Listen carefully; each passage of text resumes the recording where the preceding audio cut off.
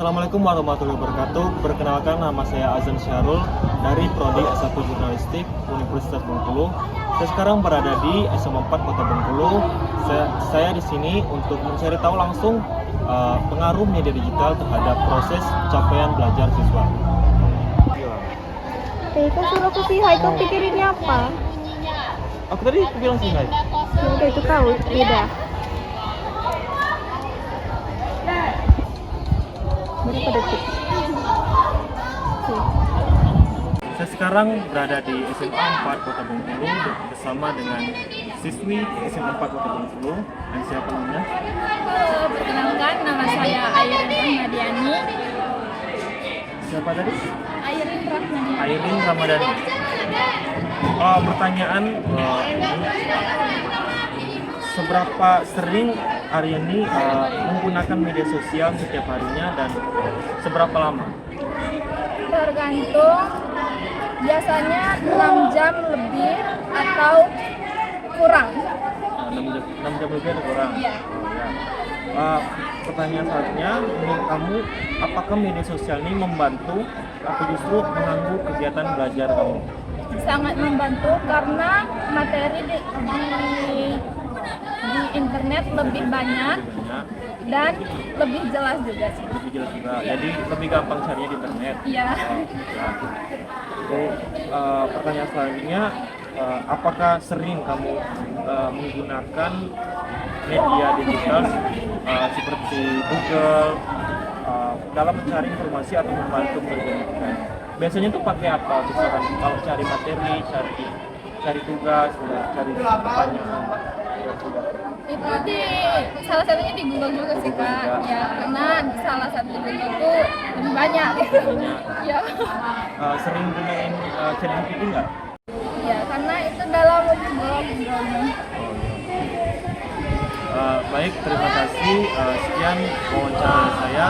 Saya Azan Syarul, pamit undur diri. Wassalamualaikum warahmatullahi wabarakatuh.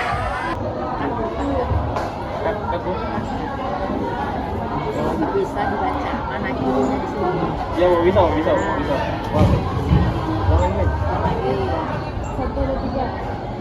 Assalamualaikum warahmatullahi wabarakatuh. Kau suruh aku sih, hai kau pikirinnya apa? Aku tadi bilang sih, hai. Udah itu kau, beda. Sekarang saya berada di SMA 4 Kota Bengkulu untuk melakukan wawancara mengenai pengaruh media digital terhadap capaian belajar siswa.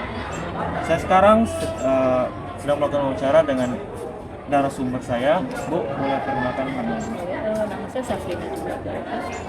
Safrina Junaida. Apakah Ibu sering menggunakan media digital dalam saat ini? Sangat sering. Sangat sering. Seperti apa, Bu? Saya di awal mahasiswa, saya itu ketika memperkenalkan diri, dan itu saya menggunakan tahun itu Media apa, Bu? Tahun. seperti itu kan online. Saya mengetahui bagaimana mengembangkan siswa ketika mereka di kelas 10. Karena saya mengajar kelas 12, jadi saya memberikan pertanyaan-pertanyaan yang berhubungan dengan materi kelas 11.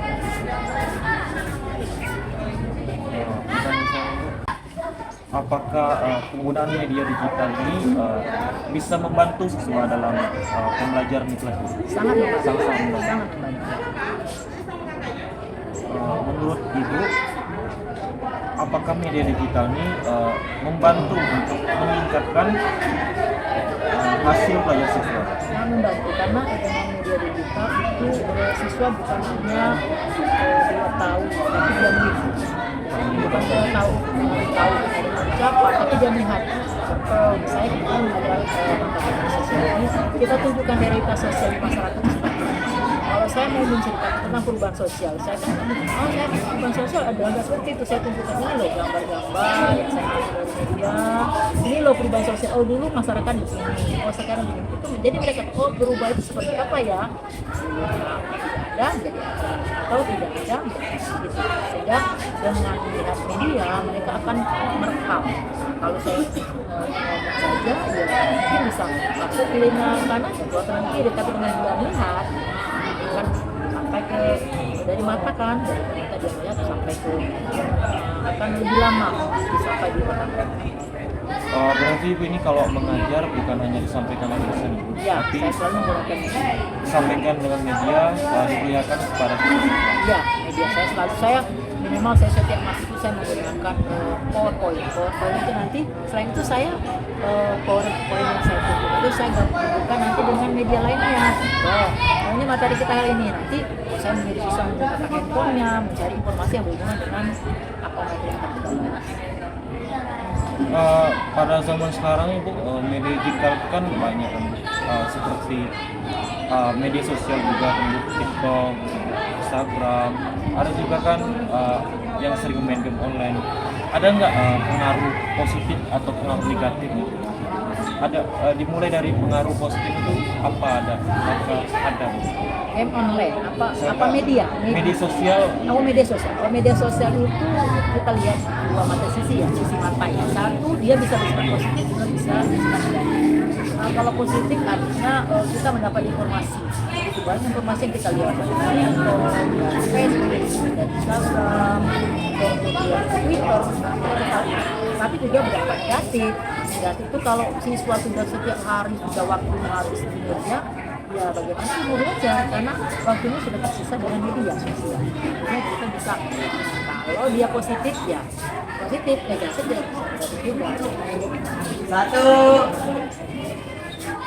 Berarti untuk dampak negatifnya tadi kalau siswa misalkan sering menggunakan media sosial itu, apakah berpengaruh terhadap capaian belajar? Sangat berpengaruh. Ya gimana dia mau bisa belajar kalau waktunya tersisa untuk media sosial. Ketika ulangan nggak belajar nggak bisa jawab. Ya nggak bisa jawab karena mereka sibuk dengan media sosialnya saja. Karena kalau capaian hasilnya kan melalui ulangan harian, ulangan semesteran. Kalau dia tidak belajar gimana dia mengisi jawaban karena waktunya sudah tersisa dengan media sosial. Jadi Ibu, kesimpulannya, apakah media digital ini terkait dengan pertanyaan saya tadi Bu, media digital ini berpengaruh terhadap pencapaian belajar siswa? Ya, tentu ada kesimpulannya. Jadi gini, kita melihat sesuatu, kita lihat dari berbagai sisi. Dia bisa bersifat positif, bisa negatif. Kalau untuk proses pembelajaran yang dilakukan oleh guru kalau menggunakan media sosial, media itu pasti bermanfaat. Kenapa? Karena tadi saya katakan kalau zaman dulu kan kita bisa hanya mendengar, sehingga ingatan kita tuh sementara. Tapi dengan melihat gambar itu kan lebih direkam lebih lama di pikiran kita, sehingga ketika muncul lagi itu dia memorinya akan muncul kembali. Nah, dia bisa bersifat negatif nanti kalau tadi media sosial yang digunakan bukan untuk proses pembelajaran, nah digunakan untuk ya senang-senang, misalnya untuk chattingan, untuk mereka ya membuat konten-konten yang ya kalau konten yang bermanfaat nggak masalahkan, karena konten yang mereka buat tidak semua konten yang bermanfaat. Baik teman-teman dan bapak-bapak ibu yang mendengarkan dan melihat, saya akhiri wawancara saya pada hari ini dengan Ibu Sofia Jumaida dan saya sendiri sebagai pewawancara Azam Syarul dari S1 Jurnalistik Mahasiswa Universitas Bengkulu. Saya ucapkan terima kasih karena telah menonton. Wassalamualaikum warahmatullahi wabarakatuh.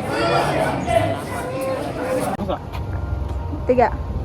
Sebagai kesimpulan, penggunaan media digital di SMA 4 Kota Bengkulu memiliki dua sisi. Yang pertama, ia mempercepat akses ilmu. Yang kedua, ia menguji kedisiplinan dan minat belajar siswa. Demikian hasil dari laporan saya Azam Syarul dari Prodi S1 Jurnalistik Mahasiswa Universitas Bengkulu pamit undur diri. Wassalamualaikum warahmatullahi wabarakatuh.